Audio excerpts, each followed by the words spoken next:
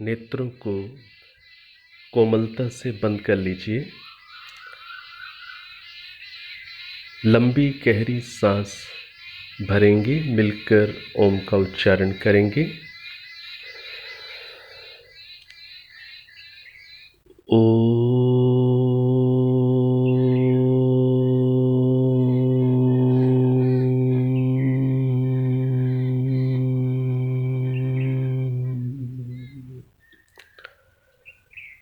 सहना भवतु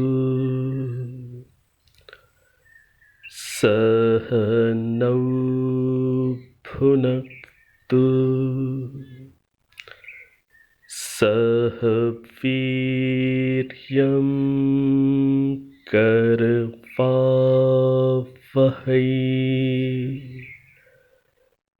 तेजस्विनावधीतमस्तु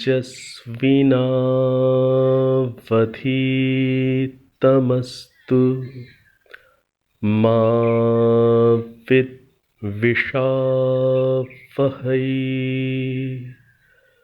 ओम शांति शांति शांति।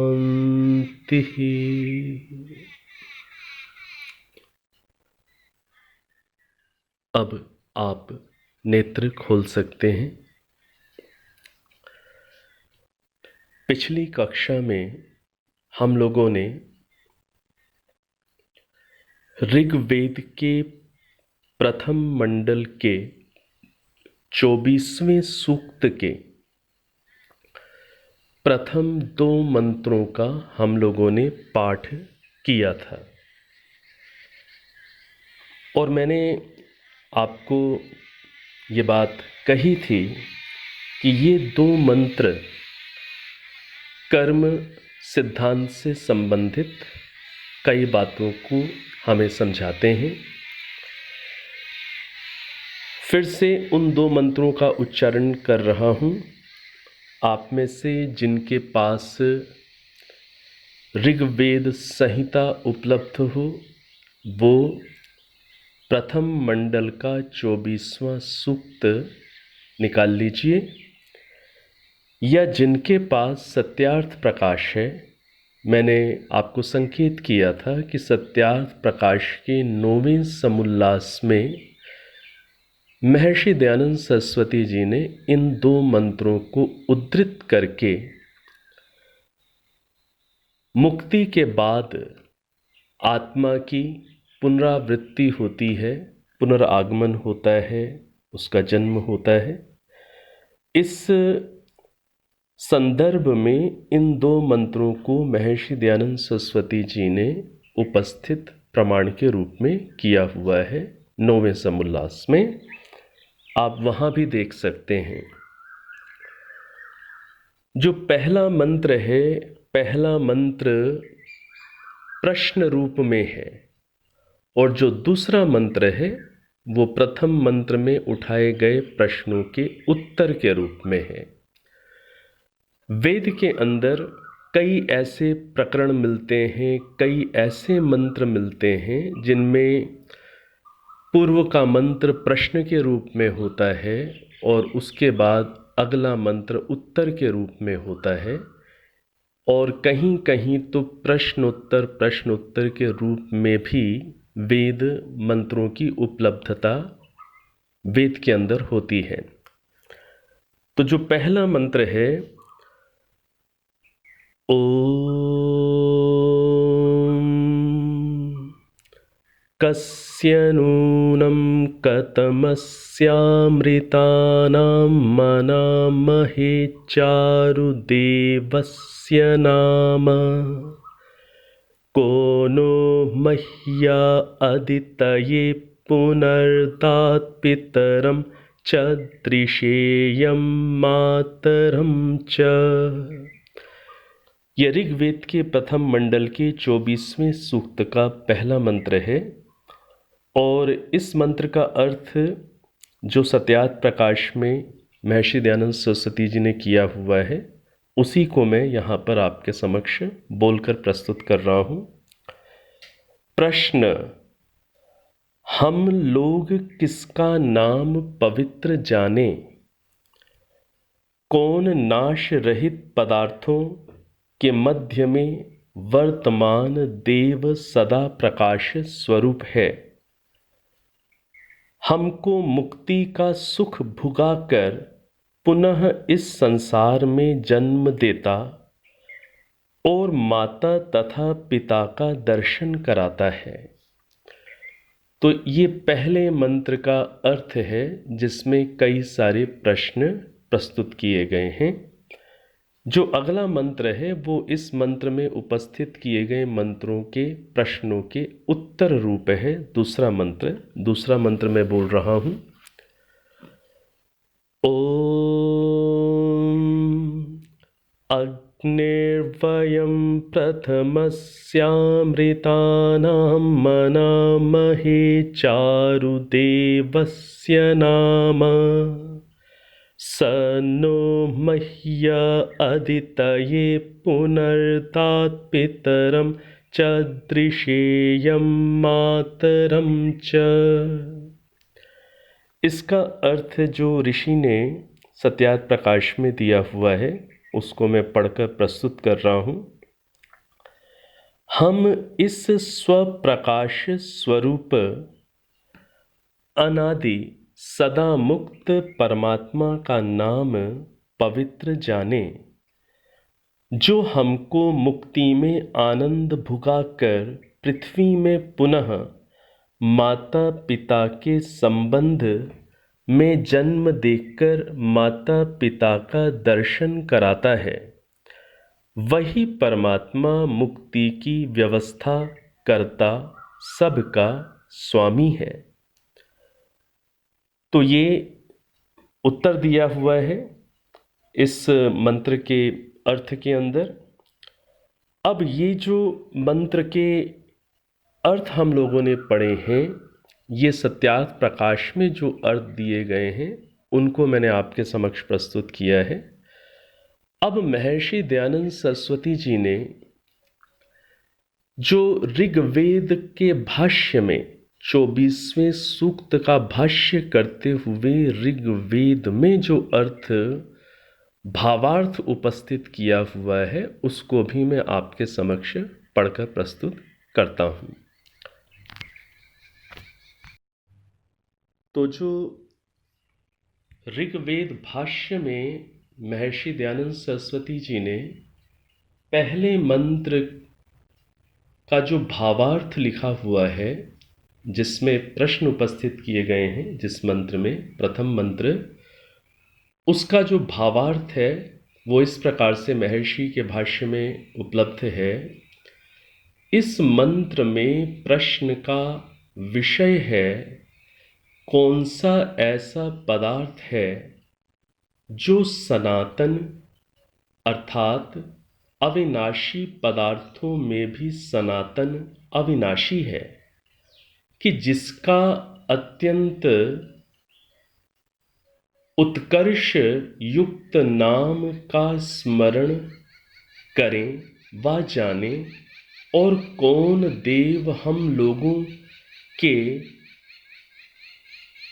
लिए किस किस हेतु से एक जन्म से दूसरे जन्म का संपादन करता और अमृत व आनंद के कराने वाली मुक्ति को प्राप्त होकर भी फिर हम लोगों को माता पिता से दूसरे जन्म में शरीर को धारण कराता है। तो लगभग वही बातें हैं, कुछ शब्दावली अलग है, लेकिन भाव अर्थ उसी प्रकार से है जैसे सत्यार्थ प्रकाश में है। अब जो दूसरा मंत्र है, दूसरे मंत्र का भावार्थ हम लोग ऋग्वेद भाष्य में पढ़ते हैं अब, और देखते हैं क्या यहाँ कोई नई बात, कोई नई जानकारी हमें प्राप्त हो रही है। तो दूसरे मंत्र का भावार्थ जो ऋषि ने लिखा हुआ है वो ये लिखा हुआ है, हे मनुष्यों, हम लोग जिस अनादि स्वरूप सदा अमर रहने व जो हम सब लोगों के किए हुए पाप और पुण्यों के अनुसार यथा योग्य सुख दुख फल देने वाले जगदीश्वर देव को निश्चय करते और जिसकी न्याय युक्त व्यवस्था में पुनर्जन्म को प्राप्त होते हैं, तुम लोग भी उसी देव को जानो, किंतु इससे और कोई उक्त कर्म करने वाला नहीं है, ऐसा निश्चय हम लोगों को है कि वही मोक्ष पदवी को पहुँचे हुए जीवों को भी महाकल्प के अंत में फिर पाप पुण्य की तुल्यता से पिता माता और स्त्री आदि के बीच में मनुष्य जन्म धारण कराता है। तो ये भावार्थ ऋग्वेद भाष्य में जो उपलब्ध है उसको हम लोगों ने पढ़ा सुना। तो ऋग्वेद भाष्य में उपलब्ध जो भावार्थ है उसमें थोड़ी सी एक नई बात ये भी साथ में जोड़ी गई है कि परमात्मा मोक्ष पदवी को पहुँचे हुए जीवों को भी, अर्थात जो आत्माएं मुक्त हो चुकी हैं उन आत्माओं को भी महाकल्प के अंत में, महाकल्प किसे कहते हैं, जो मुक्ति का काल है उसे महाकल्प कहते हैं। और मुक्ति का काल कितना है हम लोगों ने पिछली कक्षा में इस बात को भी समझ लिया था। 31 नील 10 खरब 40 अरब वर्ष, ये जो मुक्ति का काल है, ये मुक्ति का काल 36,000 बार सृष्टि और प्रलय होने के काल के बराबर है। कितनी बार? 36,000 टाइम्स क्रिएशन और प्रलय होने का जितना काल होता है उसके बराबर है। और आपकी जानकारी के लिए ये बात भी आप समझ लीजिए कि जो एक सृष्टि का जो पीरियड होता है, एक सृष्टि का जो काल होता है वो होता है 4 अरब 32 करोड़ वर्ष। तो जो एक सृष्टि का जो पीरियड है उसका काल है 4 अरब 32 करोड़ वर्ष। और एक सृष्टि को ब्रह्म का अर्थात ईश्वर का एक दिवस कहा जाता है। एक सृष्टि को एक ब्रह्म दिवस बोलते हैं, ईश्वर का एक दिन। इसी प्रकार से जो प्रलय का काल है, प्रलय का काल भी 4 अरब 32 करोड़ वर्ष ही है। और जो प्रलय है उससे एक ब्रह्म रात्रि बोलते हैं, अर्थात ईश्वर की एक रात्रि। तो ईश्वर का एक दिन अर्थात एक सृष्टि और ईश्वर की एक रात्रि अर्थात एक प्रलय। इस प्रकार से यदि आप इस ढंग से यदि आप कैलकुलेशन को करें कि एक दिन और एक रात्रि ईश्वर की, ये कितने वर्ष की कहलाएगी? क्योंकि हमने समझा सृष्टि का काल है 4 अरब 32 करोड़ वर्ष, प्रलय का काल है 4 अरब 32 करोड़ वर्ष। तो ईश्वर का एक दिन रात कितने वर्षों का कहलाएगा? 8 अरब 64 करोड़ वर्ष। सृष्टि कितने काल की है? 4 अरब 32 करोड़, प्रलय है 4 अरब 32 करोड़।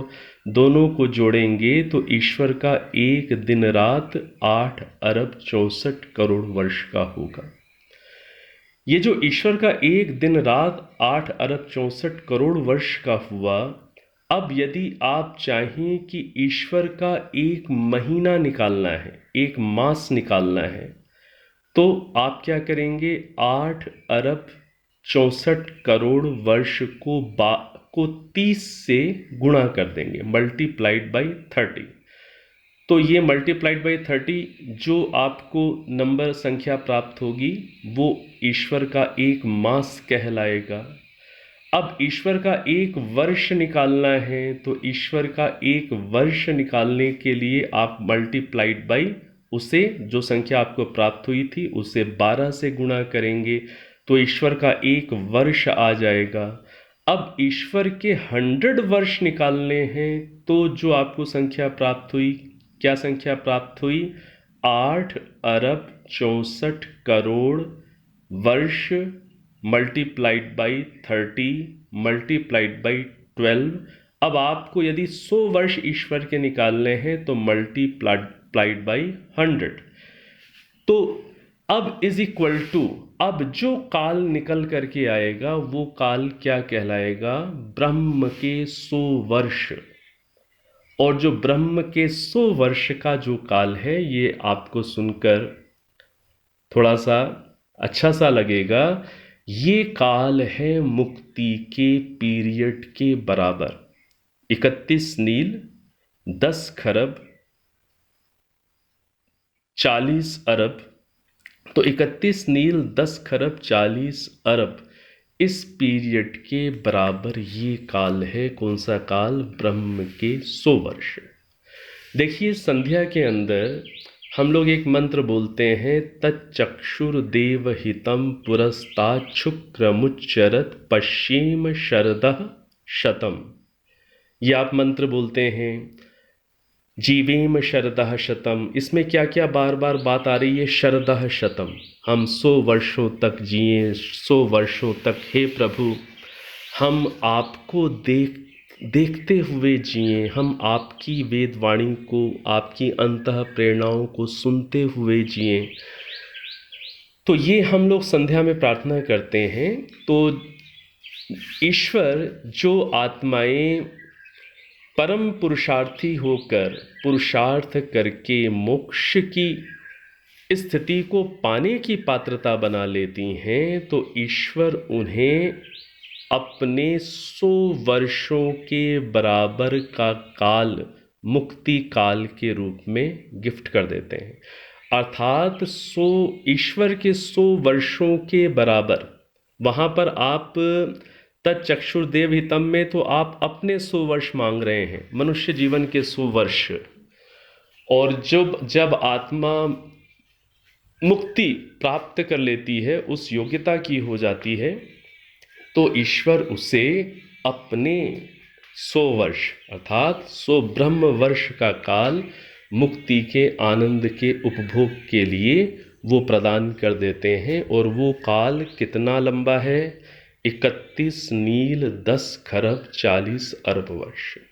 इतना लंबा काल, इतना लंबा होने के कारण इस काल को ही अनंत कह दिया जाता है। और केवल महर्षि दयानंद सरस्वती जी ही नहीं, इस विषय में तो जो आदि शंकराचार्य हुए हैं उनकी भी यही मान्यता है कि मुक्ति के काल के उपरांत आत्मा पुनः फिर जन्म को प्राप्त करती है। ये महर्षि दयानंद जी का तो स्पष्ट रूप से है ही मंतव्य, और इस बात की उन्होंने काफ़ी चर्चा तर्क पूर्वक सत्यार्थ प्रकाश के 9वें समुल्लास में की है, और इन वेद के 2 मंत्रों के माध्यम से भी बात को प्रमाणित किया है। बाकी उनके तर्क बहुत अकाट्य हैं, आप उन तर्कों को 9वें समुल्लास में देख सकते हैं। और जो आदि शंकराचार्य हुए वो भी महाकल्प के बाद पुनः आगमन स्वीकार करते हैं। ये उनके भी भाष्यों में उपलब्ध ये बात हो जाती है। तो अब यहाँ पर जो मैंने आपके सामने भावार्थ पढ़ा था, जो ऋग्वेद भाष्य में दिया हुआ था भावार्थ, वो भावार्थ देखिए, वहाँ पर कुछ विशेष नई बात है। क्या बात है? कि मोक्ष पदवी को पहुँचे हुए जीवों को भी महाकल्प के अंत में फिर पाप पुण्य की तुल्यता से, ये नई बात लिखी हुई है। किसकी तुल्यता से? पाप और पुण्य की तुल्यता से पिता माता और स्त्री आदि के बीच में मनुष्य जन्म धारण कराता है। ठीक है, तो पाप पुण्य की तुल्यता से महाकल्प के अंत में फिर पाप पुण्य की तुल्यता से क्या करता है? परमात्मा पिता माता और स्त्री आदि के बीच में मनुष्य जन्म उस आत्मा को धारण करा देता है। इससे आपको अब ये बात समझनी है, यहाँ पर ये स्पष्ट प्रमाण महर्षि दयानंद सरस्वती जी का ऋग्वेद भाष्य के इस मंत्र के भावार्थ में उपलब्ध हो रहा है कि जो मुक्ति के पश्चात जो आगमन है उस समय पाप पुण्य की तुल्यता से फिर हमें मनुष्य जन्म परमात्मा धारण करा रहे हैं। तो इसका अभिप्राय क्या हुआ? इसका अभिप्राय ये हुआ कि आत्मा के जो कर्म हैं वो कभी भी शून्य नहीं होते। आत्मा के कर्म कभी भी शून्य नहीं होते। उसका जो बैंक बैलेंस है, कर्मों का जो बैंक बैलेंस है, वो कभी भी नील नहीं होता। कई बार जब महर्षि दयानंद सरस्वती जी के भाष्य को अच्छी प्रकार से लोगों ने नहीं पढ़ा होता है या कर्म का जो प्रसंग है उसको गहराई से सत्यार्थ प्रकाश में नहीं समझा होता, तो कई बार लोग ऐसा सोच लेते हैं कि जैसे ही आत्मा की मुक्ति को प्राप्त करने की योग्यता बनेगी वैसे ही उसका जो भी संचित बैंक बैलेंस है, जो भी उसका लेटेंट कर्माशय है, संचित कर्माशय है, वो सारा का सारा एकदम ज़ीरो हो जाएगा, वो एकदम नील हो जाएगा। तो इस चीज़ को समझना है कि महर्षि दयानंद सरस्वती जी ने कई बातें ऐसी विशेष बातें सत्यार्थ प्रकाश के अंदर, ऋग्वेद आदि भाष्य भूमिका के अंदर, अपने वेद के भाष्यों के अंदर ऐसी कई सूक्ष्म बातें जो बिल्कुल सत्य हैं, ऐसी बातें प्रस्तुत कर दी हैं उन्होंने, जिस कारण से ही उन्हें महर्षि की कोटि का माना जाता है कि जो बातें, जो 6 दर्शन हैं, योग दर्शन, सांख्य दर्शन, वैशेषिक न्याय, मीमांसा और वेदांत दर्शन, इन 6 दर्शनों में भी वो बातें उतनी स्पष्ट रूप में उपलब्ध नहीं हो पाती हैं जितनी स्पष्ट रूप से महर्षि दयानंद सरस्वती जी ने अपने ग्रंथों में वो बातें प्रस्तुत कर दी हैं। तो जो मुक्ति से पुनरावृत्ति है, इस विषय में स्पष्टता दर्शनों के अंदर नहीं मिलती है, ना ही उसके तर्क मिलते हैं। दर्शनों के अंदर प्रायः इसी प्रकार से प्रस्तुति मिलती है कि वापस वो नहीं आता है, ना च पुनरावर्तते, मुक्ति के पश्चात वो वापस नहीं आता है। इसी प्रकार के भाव मिलते हैं। सांख्य दर्शन के अंदर इदानीम इव सर्वत्र न अत्यंतोच्छेदः, इस प्रकार के भाव मिलते हैं और संकेत भी मिलते हैं कि मुक्ति और बंध सदा नहीं रहते, ये संकेत भी मिलते हैं। लेकिन इनके ऊपर इतना कोई तार्किक विश्लेषण नहीं मिलता है दर्शनों के अंदर कि वहाँ पर तर्क और वेद के प्रमाण से इस बात को समझाया गया हो कहीं पर कि मुक्ति से फिर वो वापस आता है, और जब वो वापस आता है तो उस समय उसका कर्माशय किस स्थिति में होता है, इसका तो किसी दर्शन में संकेत नहीं मिलता। इसी प्रकार से दर्शनों के अंदर ये जो 6 दर्शनों के मैंने नाम आपके सामने कहे, जिन्हें आप जानते भी हैं, इनमें कहीं पर भी आत्मा की जो 24 शक्तियां हैं, जो आत्मा की 24 शक्तियां जो सत्यार्थ प्रकाश के 9वें समुल्लास में लिखी हुई हैं शतपथ ब्राह्मण के आधार पर, वो 6 दर्शनों में कहीं नहीं मिलती। तो कहने का तात्पर्य ये है कि जो 6 दर्शन हैं, उन 6 दर्शनों से अतिरिक्त भी सूक्ष्म बातें महर्षि दयानंद के ग्रंथों में हमें उपलब्ध होती हैं, और जो बातें बिल्कुल ठीक हैं, शास्त्रानुकूल हैं, वेदानुकूल हैं, और उन बातों को भी हमें इस दार्शनिक पक्ष को भी हमें अपने दार्शनिक ज्ञान को बढ़ाने के लिए महर्षि दयानंद के द्वारा प्रस्तुत की गई नई दार्शनिक बातों को भी हमें समझना होता है।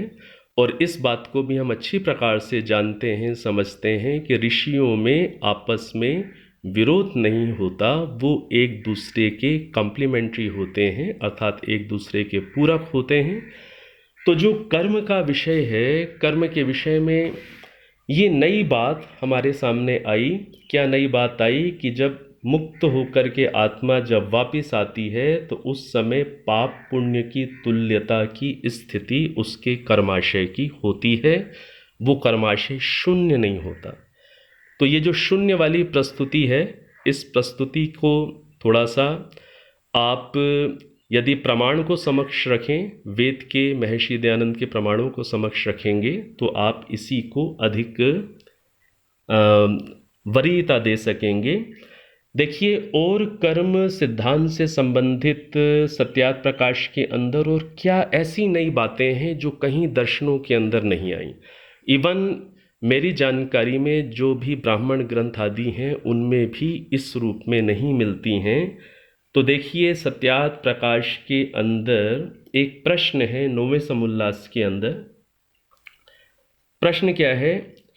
मनुष्य का जीव पशवादि में और पशवादि का मनुष्य के शरीर में और स्त्री का पुरुष के और पुरुष का स्त्री के शरीर में जाता आता है व नहीं।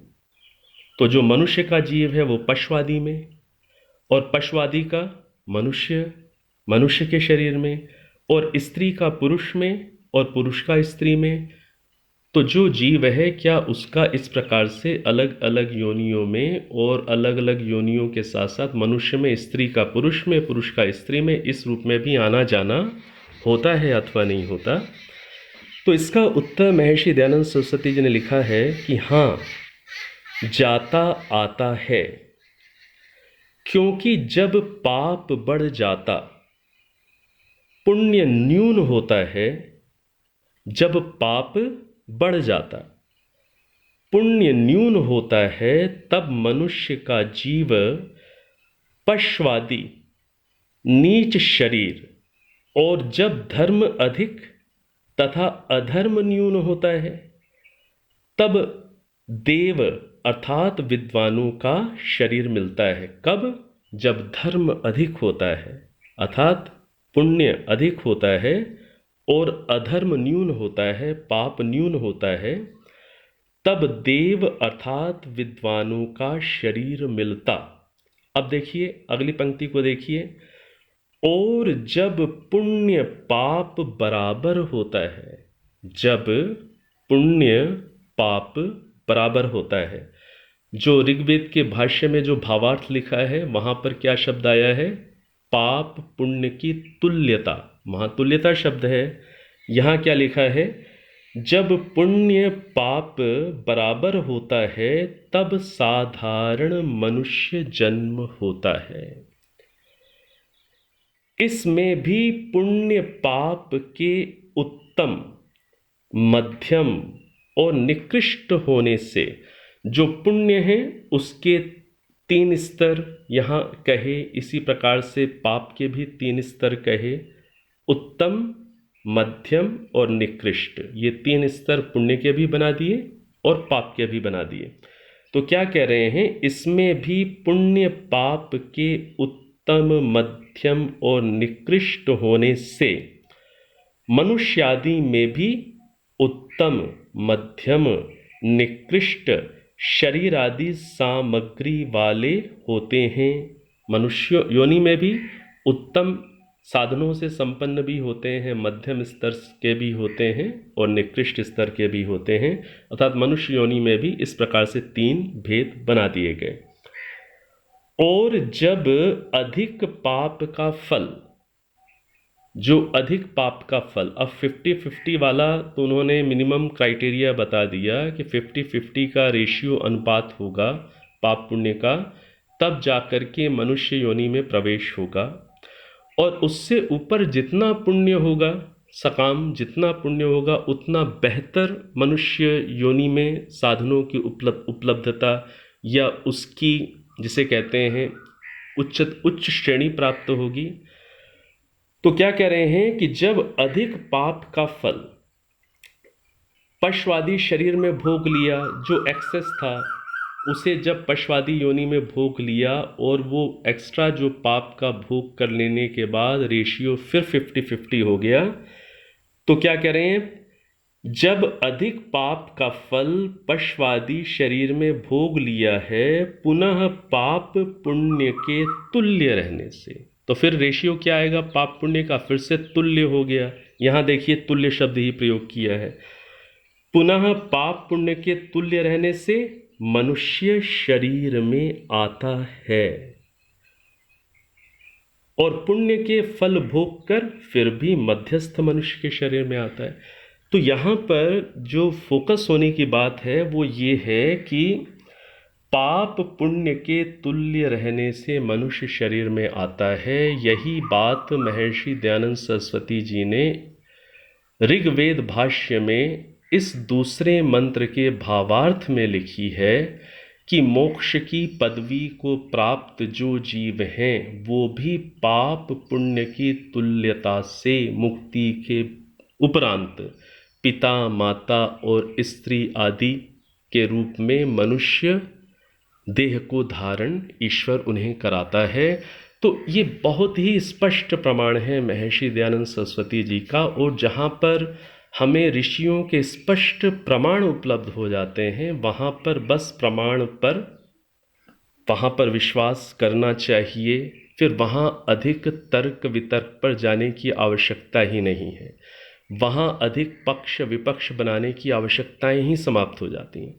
तो जब स्पष्ट प्रमाण हमें प्राप्त हो रहा है तो क्या बात समझ में आ रही है कि आत्मा का जो कर्माशय है, जीव के जो कर्म हैं वो कभी भी शून्य नहीं होते, उसका कर्म बैलेंस हमेशा साथ उसके बना ही रहता है।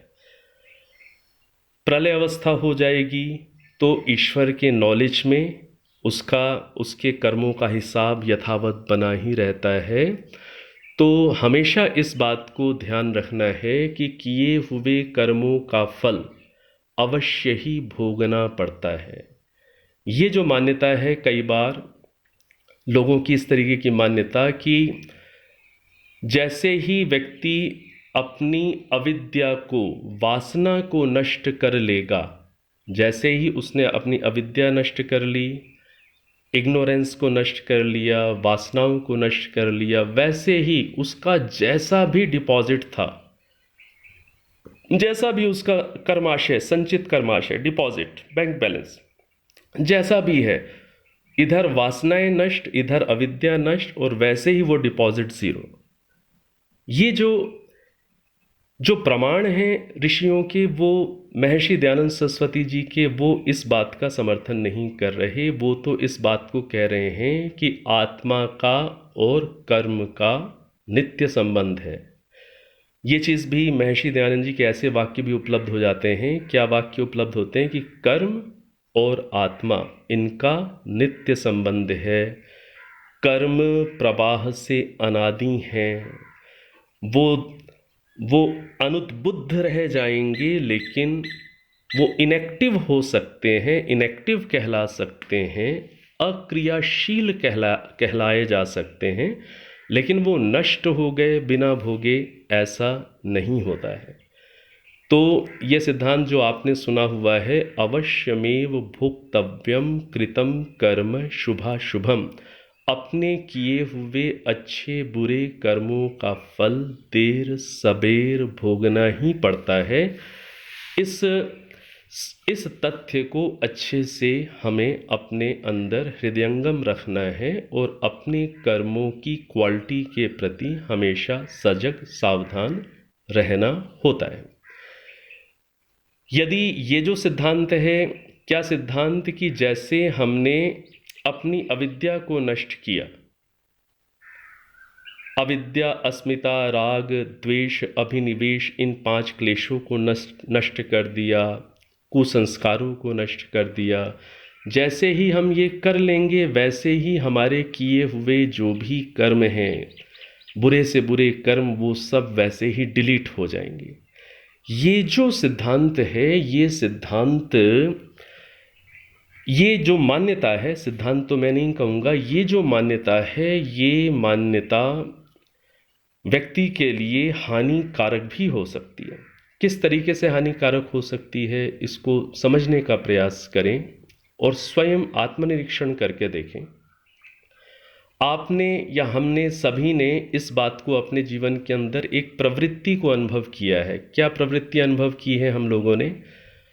कि कोई भी बुरी आदत को छोड़ने में हम आपस में, हम अपने अंदर ही अपने को बहलाते फुसलाते भी रहते हैं कि हाँ ठीक है, कि मैं वेट बढ़ गया है, मैं धीरे धीरे खाना कम कर लूँगा, या मेरे अंदर जो कुछ ऐसी आदत है, उस आदत को मैं आगे, उसको जड़ से मिटाने के लिए तो मैं आगे कोशिश करूँगा। अभी तो चलो अवसर मिल रहा है कुछ खाने पीने का, मन की चीज़ खा पी लेते हैं, बाद में देख लेंगे। ये जो बाद में देख लेंगे, ये प्रवृत्ति मैक्सिमम आपको लोगों की मिलती है कि व्यक्ति जिन चीज़ों में आसक्त है, जो उसकी गलत आदतें हैं, वो एकदम नहीं छोड़ पाता। ये सत्य है। उन्हें छोड़ने के लिए वो धीरे धीरे ही पुरुषार्थ करके धीरे धीरे उन आदतों से निकलता है। तो ये जो चीज़ है कि हाँ हम बाद में मेहनत कर लेंगे, बाद में मेहनत कर लेंगे। अब यदि व्यक्ति को ये बात, यदि किसी व्यक्ति को ये मान्यता मन में बन करके बैठ गई, क्या मान्यता बैठ गई कि जैसे भी कर्म हैं, जो भी कर्म होंगे, अच्छे बुरे जैसे भी बनेंगे, कुछ बुरे कर्म भी यदि बनते हैं तो क्या दिक्कत है, उन कर्मों को उन्होंने तो नष्ट हो ही जाना है। आज हम थोड़ा सा छल कपट करके कुछ अच्छा अवसर प्राप्त कर लें, छल कपट करके कुछ अच्छे ऊंचे स्तर पर साधनों को प्राप्त कर लें, अपने अनुकूल वातावरण को प्राप्त कर लें, साधना करने की दृष्टि के अनुकूल वातावरण को छल कपट आदि जैसे भी करके प्राप्त कर लें। और अब ये जो छल कपट वाले ये जो कर्म बने, इससे डरने की क्या ज़रूरत है। जब हम अच्छा वातावरण साधना का प्राप्त कर लेंगे, उसके बाद ईमानदारी से खूब मेहनत करके अच्छे कर्मों को भी करेंगे, और अच्छे कर्मों को करने के साथ साथ ध्यान आदि में भी खूब मेहनत करेंगे, अपनी वासनाओं को दग्ध कर देंगे, अविद्या को दग्ध कर देंगे। तो ये जो इस तरीके के गलत कर्म बन गए, वो तो जैसे ही वासना नष्ट होगी वैसे ही वो गलत कर्म भी डिलीट हो जाएंगे। तो ये एक प्रकार का टेम्पटेशन या एक मिसडायरेक्शन भी व्यक्ति के जीवन में ऐसी मान्यताएं ला सकती हैं।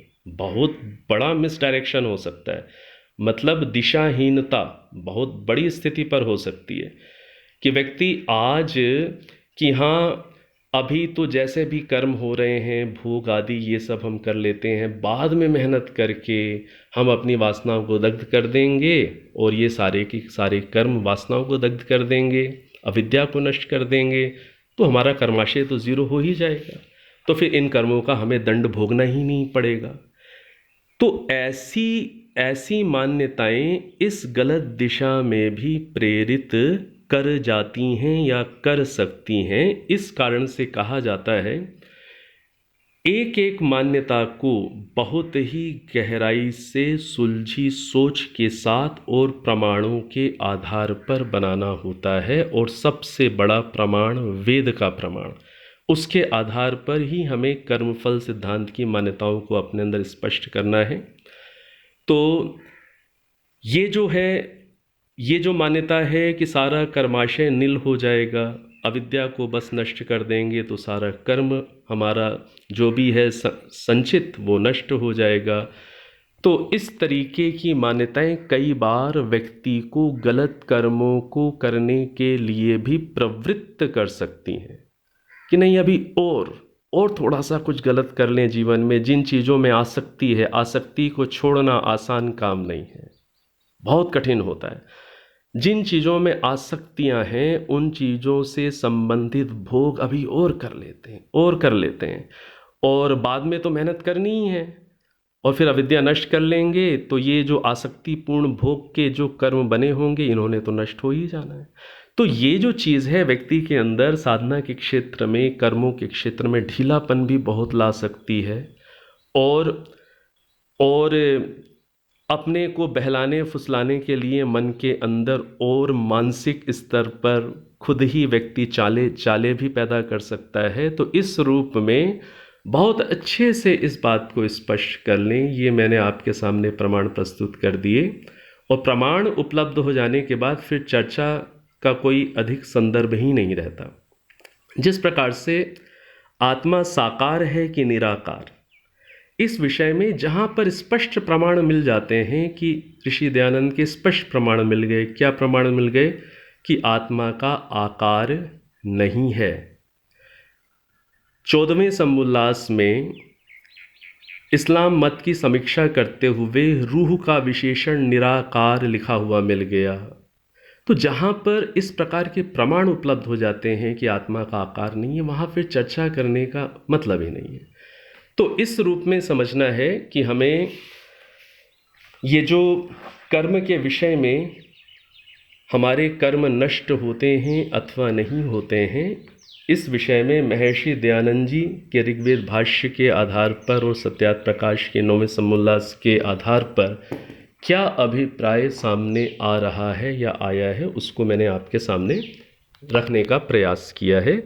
तो इस विषय को हम स्पष्ट समझें और इस विषय में संशित ना रहें और महर्षि दयानंद सरस्वती जी को प्रमाण के रूप में समझते हुए हम कर्माशय नष्ट होता है नहीं होता है उस विषय को हम स्पष्ट कर लें।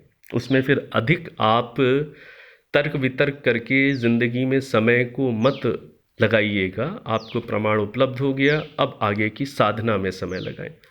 आत्मा निराकार है, इसका आत्मा का आकार नहीं है, ये प्रमाण उपलब्ध हो गया ना, बात खत्म हुई।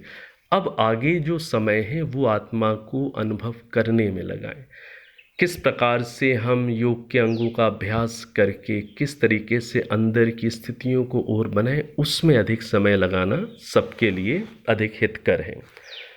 तो प्रथम मंडल के अंदर ये जो 2 मंत्र आए, इन 2 मंत्रों के अभिप्राय को हमने समझने का प्रयास किया। अब प्रथम मंडल के अंदर बीच बीच में बहुत अच्छे अच्छे मंत्र आए हुए हैं, वो कभी आप स्वयं देखेंगे तो आपको ज़रूर प्राप्त हो जाएंगे। अब थोड़ा सा जो एक विशेष सूक्त है प्रथम मंडल का, उसको हम थोड़ा उसकी भूमिका बना लेते हैं। प्रथम मंडल के 164वें सूक्त पर चलते हैं।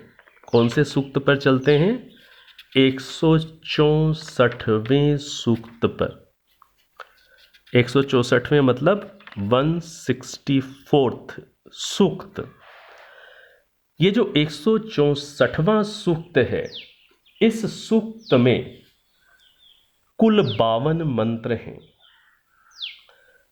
और इस सूक्त का जो प्रथम मंत्र है, प्रथम मंत्र क्या है? ओम अस्य वामस्य पलितस्य होतुस्तस्य भ्राता मध्यमो अस्त्य शनः तृतीयो भ्राता घृतपृष्ठो अस्यात्रापश्यं विष्पतिं सप्तपुत्रम। ये पहला मंत्र है। इस पहले मंत्र के जो पहले 2 पद हैं, क्या हैं? अस्य वामस्य। इस पहले मंत्र के पहले 2 पद क्या हैं? अस्य वामस्य। तो ये इन पहले, चूंकि इस सूक्त का प्रारंभ इन दो पदों से हुआ है, कहीं कहीं पर किसी सूक्त के प्रथम पद के आधार पर ही उस सूक्त का नामकरण कर दिया गया। अधिकांश नामकरण सूक्त का वैसे किया गया है देवताओं के आधार पर, लेकिन कहीं कहीं ऐसे भी नामकरण है। आप लोगों ने उपनिषदों के नाम सुने हुए हैं। पहला उपनिषद कौन सा है? पहला उपनिषद कौन सा है? ईशोपनिषद। ईशोपनिषद ये नाम कैसे पड़ गया? क्योंकि जो उपनिषद का जो पहला जो मंत्र आया वो क्या है? ईशावास्यमिदं सर्वम। तो ईश पद से प्रारंभ हुआ है, इसी के आधार पर उपनिषद का नाम ही ईशोपनिषद रख दिया गया। इसी प्रकार से एक उपनिषद है केनोपनिषद। केनोपनिषद का प्रारंभ ही केन पद से हो रहा है, इस आधार पर नामकरण हो गया। तो ऐसा भी कहीं कहीं होता है। तो यहाँ पर क्या है कि चूंकि इस सूक्त का प्रारंभ अस्य वामस्य इन दो पदों से हुआ, ये प्रारंभिक पद आए, इस कारण से यह सूक्त अस्य वामीय सूक्त के नाम से प्रसिद्ध है। इस सूक्त का क्या नाम मिलता है? अस्य वामीय सूक्त। आप नेट पर भी सर्च करें अस्य वामीय सूक्त, तो वो आपको यही पता दे देगा, ऋग्वेद प्रथम मंडल 164वां सूक्त। तो इस सूक्त का नाम अस्य वामीय है। तो इस सूक्त के अंदर 52 मंत्र हैं और इन 52 मंत्रों के अंदर बहुत ही सिद्धांतों को, दार्शनिक मान्यताओं को, इसी प्रकार से अध्यात्म को प्रस्तुत करने वाले और कुछ कुछ सृष्टि की रचना से संबंधित भी इस सूक्त के अंदर बहुत कई सारे प्रसिद्ध मंत्र आए हुए हैं। और अगली कक्षा में हम लोग इस सूक्त के कुछ मंत्रों से परिचित होने का प्रयास करेंगे। तो आज की कक्षा में हम लोगों ने 24वें सूक्त के प्रथम 2 मंत्रों के आधार पर और सत्यार्थ प्रकाश के 9वें समोल्लास के आधार पर कुछ बातें हमने कर्म, कर्माशय या कर्म सिद्धांत, फल सिद्धांत से संबंधित भी हमने समझी हैं।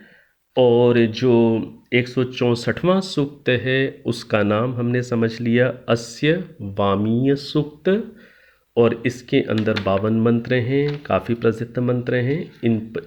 इस सूक्त पर अब हम अगली कक्षा में चर्चा करेंगे। समय हमारा समाप्ति की ओर है। अब सीधे बैठें, लंबी गहरी सांस भरेंगे, 1 बार ओम, 3 बार शांति। ओ